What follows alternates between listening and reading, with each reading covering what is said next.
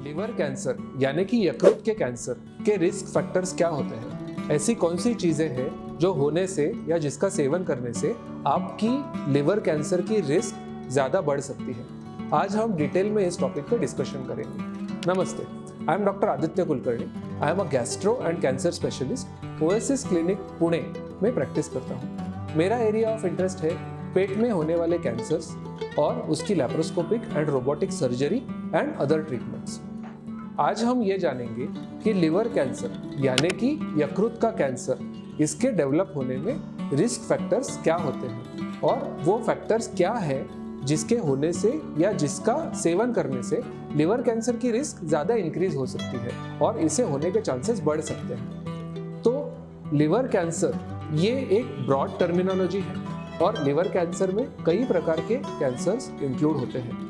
इसमें primary liver cancers होते हैं जो लिवर के सेल्स से अराइज होते हैं और सेकेंडरी लिवर कैंसर्स जो लिवर के अलावा कोई और ऑर्गन में स्टार्ट होते हैं और ब्लड या फिर लिम्फेटिक्स के माध्यम से ये लिवर में स्प्रेड होते हैं। लिवर में होने वाले जो प्राइमरी ट्यूमर्स है इसके बारे में आज हम चीफली डिस्कस करेंगे। और लिवर के प्राइमरी ट्यूमर्स में सबसे कॉमन होता है हेपेटोसेल्युलर कार्सिनोमा या फिर HCC।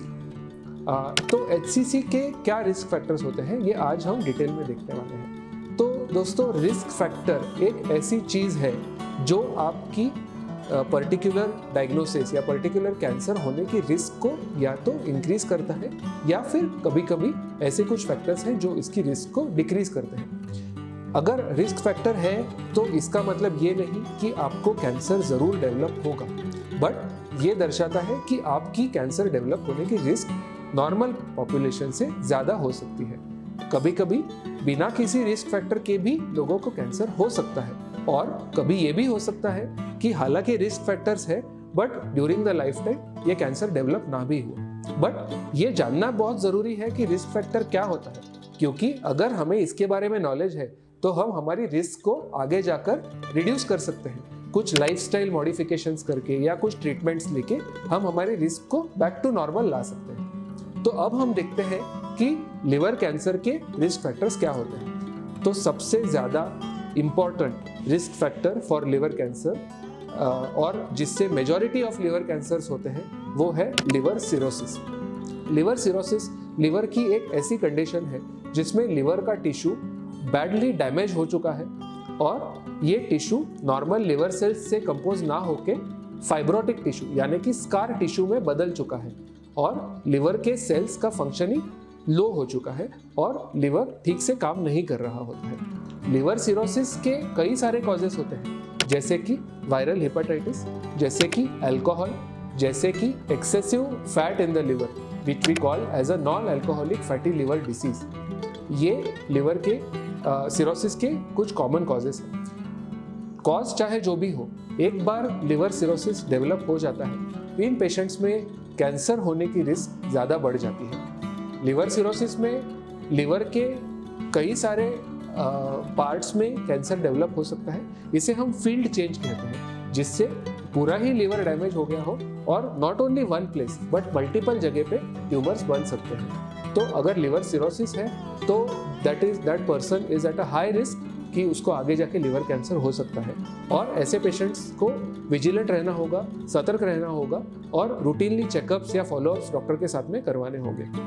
Second most important factor is alcohol injection. अब अल्कोहल का सेवन करना या फिर अल्कोहल का एडिक्शन होना ये लिवर के लिए बहुत हानिकारक है। आपने अल्कोहल लिवर को डैमेज करता है ये तो सुना होगा और अल्कोहल लिवर सिरोसिस का एक बहुत मेजर कॉज भी है, but alcohol can have a direct effect on the liver cells and it can cause liver cancer also।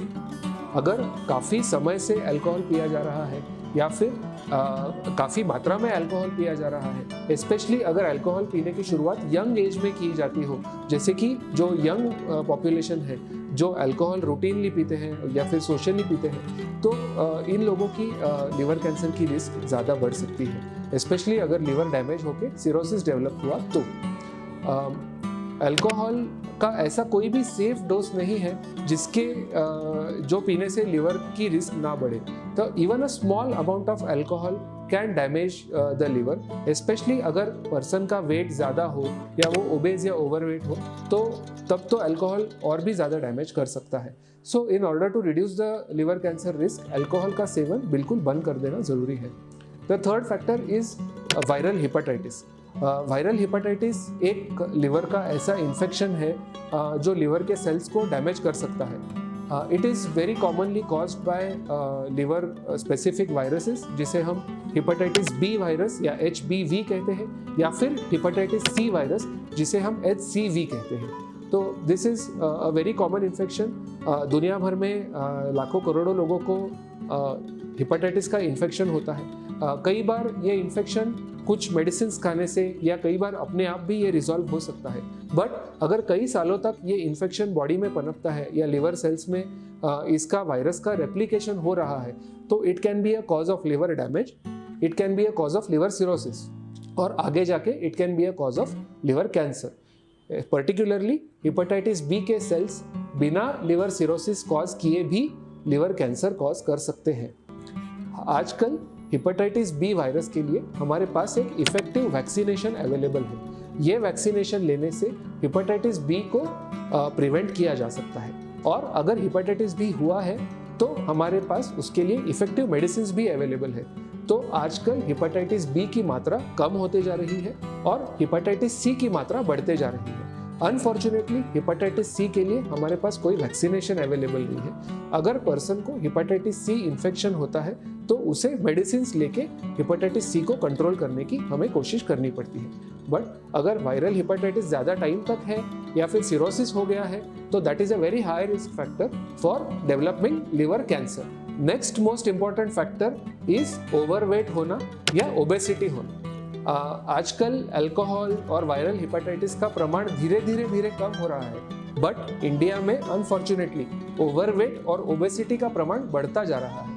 जैसे जैसे हम वेस्टर्न लाइफस्टाइल को एडॉप्ट कर रहे हैं, ये हमारे इंडियन बॉडी के लिए सूटेड नहीं है और इससे ओबेसिटी का प्रमाण बढ़ रहा है। और जैसे ही ओबेसिटी की रिस्क एक सर्टन पॉइंट के बियॉन्ड बढ़ती है, वैसे ही लिवर में एक्सेसिव फैट जमा होना शुरू हो जाता है।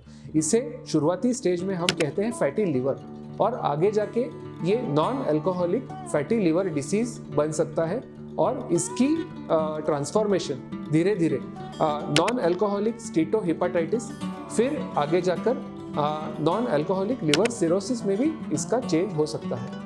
स्पेशली उन पेशेंट्स में जिनका वेट आगे जाके भी बढ़ा हुआ रहता है, या फिर जो ओबेज रहते हैं, या फिर जिन्हें डायबिटीज़ हो जाता है, या फिर कोलेस्ट्रॉल्स की मात्रा बॉडी में या ब्लड में ज़्यादा होती है। ये पेशेंट्स काफ़ी ज़्यादा हाई रिस्क होते हैं और आगे जाके इनमें लिवर कैंसर डेवलप भी हो सकता है। The next important factor is tobacco या फिर स्मोकिंग, और टोबैको या स्मोकिंग से लिवर कैंसर की रिस्क ये बढ़ सकती है। और अगर आप रूटीनली स्मोक करते हैं, या आप चेन स्मोकर हैं, या हैवी स्मोकिंग करते हैं, तो प्लीज़ इसे कट डाउन कीजिए, इसे रिस्ट्रिक्ट कीजिए। ये आपकी लिवर कैंसर की रिस्क को बढ़ा सकता है। इसके अलावा कुछ रेयर बीमारियां भी हैं, जैसे कि ग्लाइकोजन स्टोरेज डिसऑर्डर्स, जैसे कि हेरिडिटरी हीमोक्रोमेटोसिस, जो काफ़ी कॉमनली तो नहीं दिखाई देती है, बट अगर ये बीमारियां हैं तो उन पेशेंट्स में लिवर कैंसर की रिस्क बहुत ज़्यादा होती है। इसमें कुछ दूसरी बीमारियां भी आती हैं, जैसे कि विल्सन्स डिसीज़, जो शरीर में कॉपर की मात्रा बहुत ज़्यादा हो जाती है और ये कॉपर लिवर में भी जमा हो जाता है, और ये आगे जाकर लिवर कैंसर भी प्रोड्यूस कर सकता है। तो ये कुछ रिस्क फैक्टर्स हमने देखे जो लिवर कैंसर की रिस्क को ज़्यादा बढ़ा सकते हैं। वन मोर इम्पॉर्टेंट फैक्टर जो लिवर कैंसर के डेवलपमेंट में देखा गया है is long standing type 2 diabetes. और अगर किसी व्यक्ति को काफ़ी लंबे समय से डायबिटीज़ है, उनके ब्लड शुगर्स कंट्रोल में नहीं है, तो लिवर कैंसर की रिस्क ज़्यादा बढ़ती है। यूजुअली ऐसे डायबिटिक पेशेंट्स का वेट भी ज़्यादा होता है और वो नॉन अल्कोहलिक स्टीटोहेपेटाइटिस या नैश के लिए भी प्रोन होते हैं, जो आगे जाके सिरोसिस और कैंसर का कारण बन सकता है। One more important risk factor जो आजकल हमने स्पेशली यंग लड़कों में देखा है is use of anabolic steroids, यानी कि बॉडी बिल्डिंग के लिए ऐसे कुछ सप्लीमेंट्स लिए जाते हैं, ऐसे कुछ स्टीरॉइड्स लिए जाते हैं जिससे कि शॉर्ट ड्यूरेशन में मसल डेवलपमेंट हो और ये मसल ग्रोथ और बॉडी डेवलपमेंट में यूज़ किए जाते हैं। तो दीज आर एक्सट्रीमली डेंजरस और लॉन्ग टाइम तक एनाबॉलिक स्टेरॉइड्स लेने से लिवर कैंसर की रिस्क इंक्रीज हो सकती है। तो if you have used the anabolic steroids in the past then you have to be careful और विजिलेंट होना ज़रूरी है कि लिवर कैंसर के लिए you have to keep on monitoring. ऐसे कुछ रेयर जेनेटिक डिसऑर्डर्स हैं जो काफ़ी कॉमनली तो नहीं देखे जाते, बट अगर ये डिसऑर्डर्स किसी व्यक्ति में मौजूद हैं तो इसमें लिवर कैंसर की रिस्क बहुत ज़्यादा होती है, बहुत हाई होती है। ये डिसऑर्डर्स जैसे कि हेरिडिटरी हीमोक्रोमेटोसिस जिसमें लिवर में आयरन का बिल्डअप होता है, विल्सन्स डिसीज जिसमें लिवर में कॉपर का बिल्डअप होता है, अल्फा 1 एंटीट्रिप्सिन डेफिशिएंसी, टायरोसिनेमिया या फिर ग्लाइकोजन स्टोरेज डिसऑर्डर्स, ऐसे कुछ रेयर डिसऑर्डर्स हैं जिसमें लिवर कैंसर की रिस्क बढ़ सकती है। इसके अलावा एनवायरनमेंट में पाए जाने वाले कुछ टॉक्सिन्स जैसे कि अफ्लाटॉक्सिन्स या फिर विनाइल क्लोराइड जो पुराने ज़माने में डिस्क्स में यूज़ किया जाता था, कॉम्पैक्ट डिस्क या फिर हमारे जो लॉन्ग प्लेइंग रिकॉर्ड्स हुआ करते थे, इसमें विनाइल क्लोराइड कभी कभी यूज़ किया जाता था। तो sometimes in a rare cases exposure in सारे टॉक्सिन्स को अगर एक्सपोजर है तो लिवर डैमेज होकर इसमें लिवर कैंसर बन सकता है। तो these are some of the important factors जो लिवर कैंसर की रिस्क को बढ़ा सकते हैं। और हम फर्दर वीडियोस में ये भी आपको बताएंगे कि लिवर कैंसर की रिस्क को आप रिड्यूस कैसे कर सकते हैं और इससे बच कैसे सकते हैं। तो प्लीज़ हमारे चैनल को देखते रहिए इस नेक्स्ट वीडियो के लिए। अगर आपको लिवर कैंसर या उसके ट्रीटमेंट के बारे में कोई भी जानकारी चाहिए हो तो आप मुझे लिख सकते हैं, नीचे कमेंट सेक्शन में मेंशन कर सकते हैं या फिर मेल भेज सकते हैं। Thank you very much.